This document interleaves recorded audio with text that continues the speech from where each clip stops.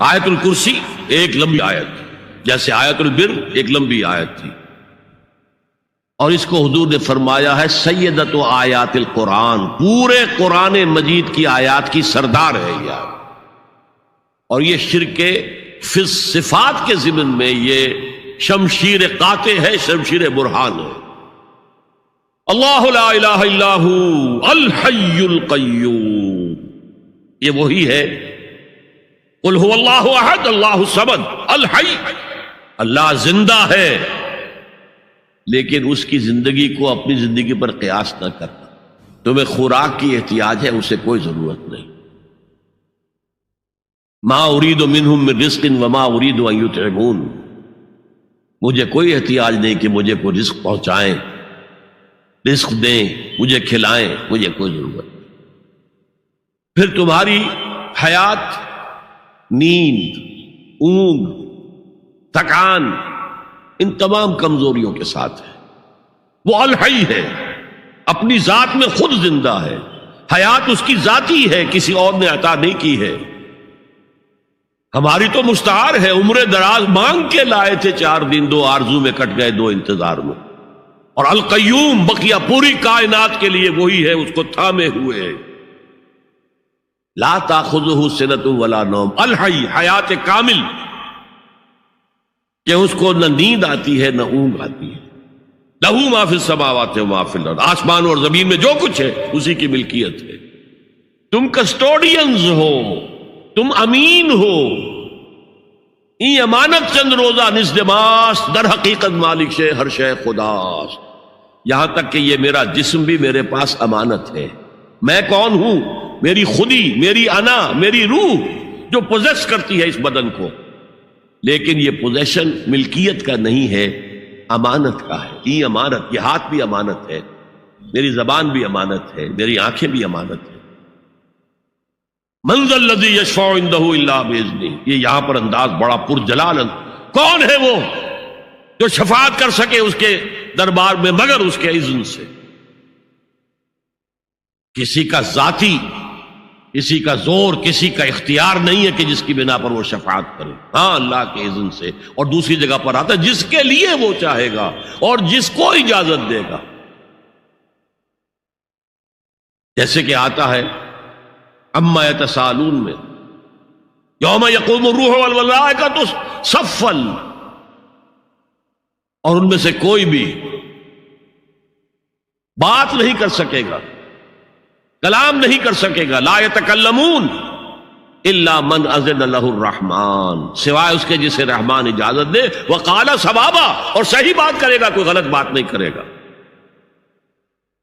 یعلم ما بین ایدیہم وما خلفہم ولا یحیطون بشیء من علمہ الا بما شاء، وہ تو جانتا ہے جو کچھ بھی ان کے سامنے ہے اور ان کے پیچھے ہے، اور یہ کوئی احاطہ نہیں کر سکتا مخلوقات میں سے، اس کے علم میں سے کسی کا بھی، سوائے اس کے جو وہ خود چاہے۔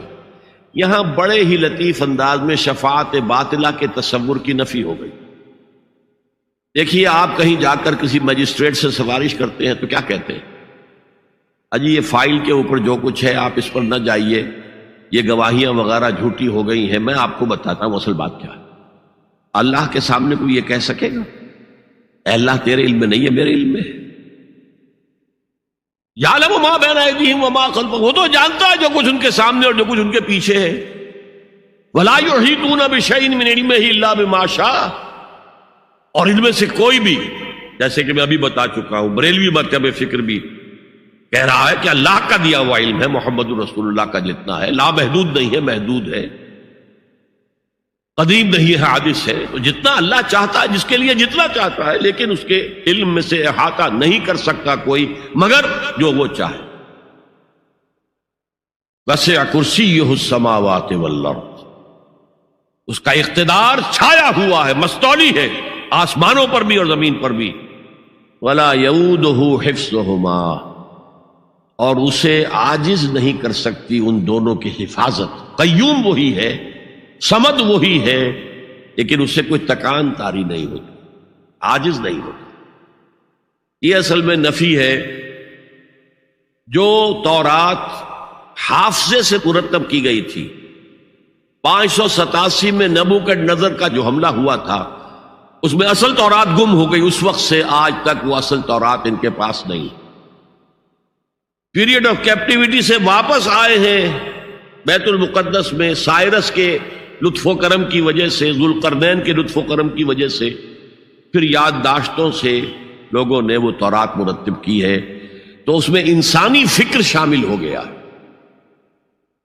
لہذا وہاں یہ لکھا ہے اللہ نے 6 دنوں میں آسمان اور زمین پیدا کیے اور 7ویں دن آرام کیا، یعنی کوئی تکان لائق ہو گئی۔